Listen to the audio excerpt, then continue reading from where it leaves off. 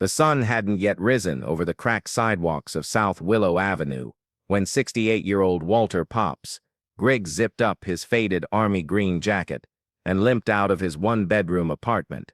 He walked with a cane carved from mahogany, initials etched near the top, worn from years of use. His shoulders were still broad, but time had curved them. His gait was slow but deliberate. Every morning like clockwork, he made his way 2 blocks down to the diner on 8th Street, the only place left in the neighborhood that hadn't forgotten his name.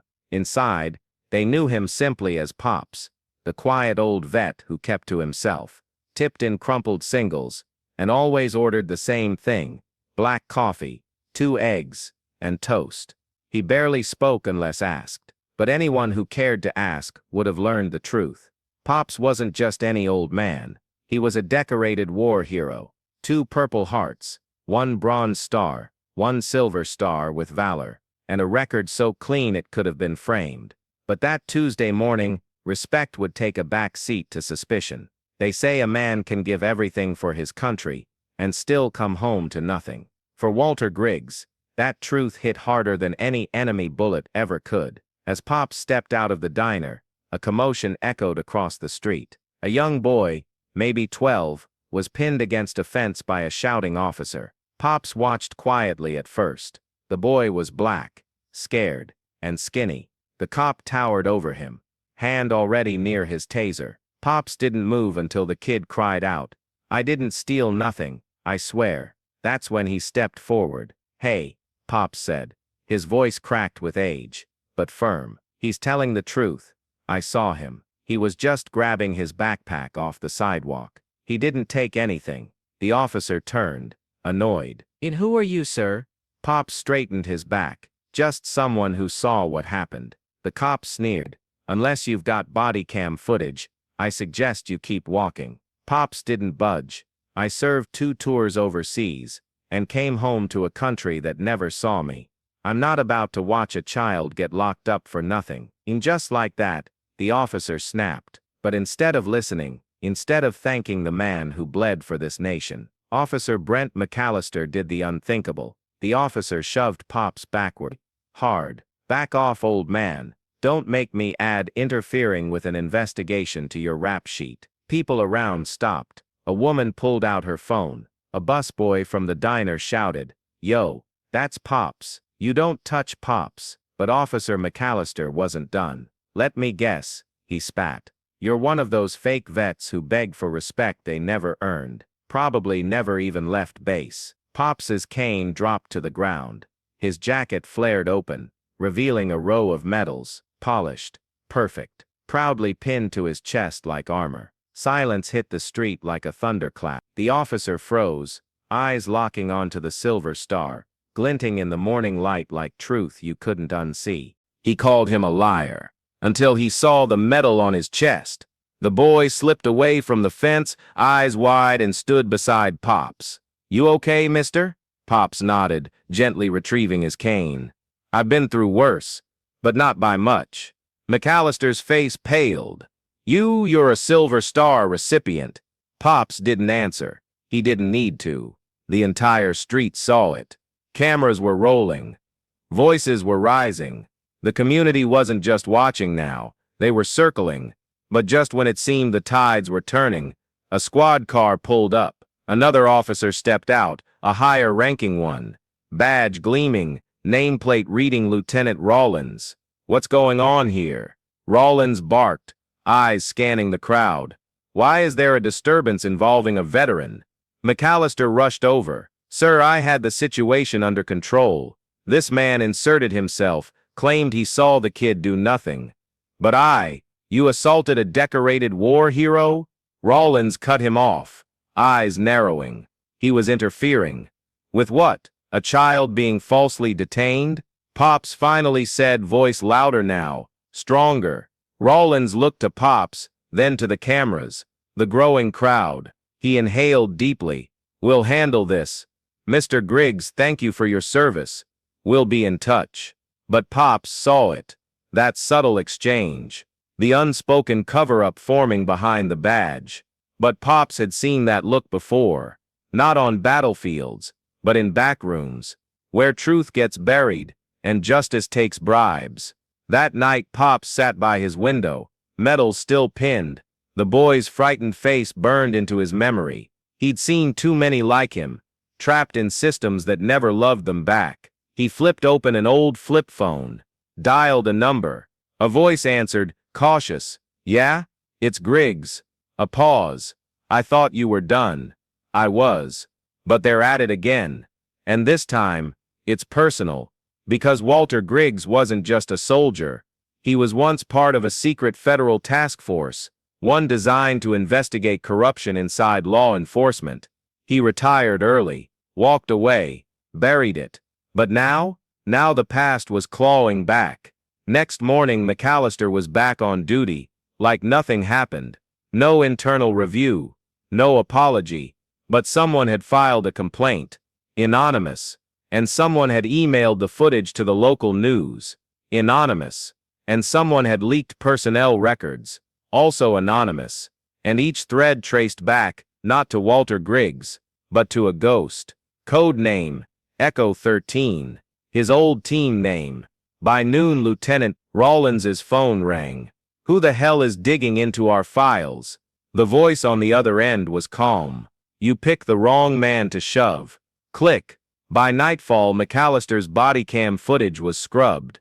But a new video surfaced, edited with timestamps, street camera angles, synced audio, professional level work, and at the end of it, a still frame of Pops's medals. With one sentence, you forgot who protects the streets when the uniforms fail. What started as one man standing up was about to ignite a reckoning. The next day, Pops was gone.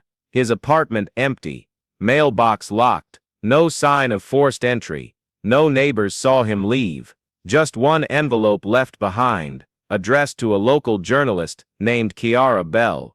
Inside was a list of names, badges, dates, cover-ups, and at the bottom, a photo of a young officer, Brent McAllister, and behind him, half blurred, a man in plain clothes with the same smirk, Rawlins. Because this wasn't just about one officer's disrespect, it was about decades of injustice, and someone was about to pay. 2 nights later, Officer McAllister was found outside the precinct, his cruiser vandalized, his badge melted, and pinned to his windshield, a silver star, with the initials WG etched into the metal's back. They thought he was just an old man. They thought he'd vanish like the others, silent, tired, forgotten. But Walter Griggs wasn't lost. He was hunting. Officer McAllister sat in his living room, blinds shut, gun on the table, sweat pouring down his neck. His phone buzzed again, unknown number.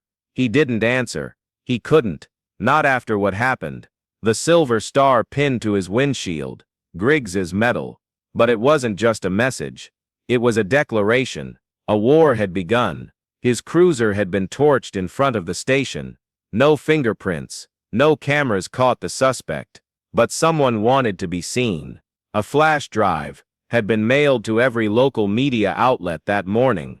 It contained bodycam footage, edited cleanly, alongside internal memos McAllister thought were confidential, showing a pattern of misconduct, false arrests, and quiet settlements, all linked to his badge. His career was falling apart, and he knew exactly who was pulling the strings.